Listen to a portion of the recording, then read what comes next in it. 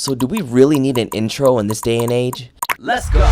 I recently just saw Peter McKinnon's tutorial on how to make an intro on After Effects. Between his caffeinated attempts at staying still and his infectious energy, I'm beginning to think he's gotten so big and so successful that he's losing touch with his audience. Because there's a high chance the ones who will be learning these tutorials are aspiring to be YouTubers themselves. But wow, I sound like such a hater right now. In all seriousness, Peter preaches do what you love, and if he loves intros, then doing a video on it is alignment. Plus, he's not responsible for you to pop off on YouTube. Hear me out. Intros are great if you're a YouTuber with a big following or you are the man Peter McKinnon himself. There's an attention span that we gotta consider. So here's how I would make an intro. What was so bad? First things first, I want y'all to go to your timeline, find the 1 second timestamp and put a marker on it. Taking into consideration how fast-paced everything is now, we gotta start treating our intros like a transition where we can use it to bridge a scene so it creates some kind of continuity. I already have all my assets here for quick edits, but essentially we need this 1 second to show what we're all about, create brand recognition, and create excitement for the next part of the video. We gotta make sure that our audio and video can combine to leave an impression of who we are.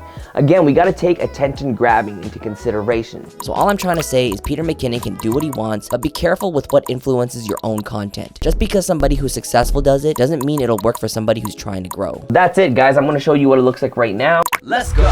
You just gotta remember that you have to retain the viewer's interest because times are changing, and I noticed that times are changing fast. My name is Kian, and I hope you guys enjoyed this video. I got a lot more coming up next.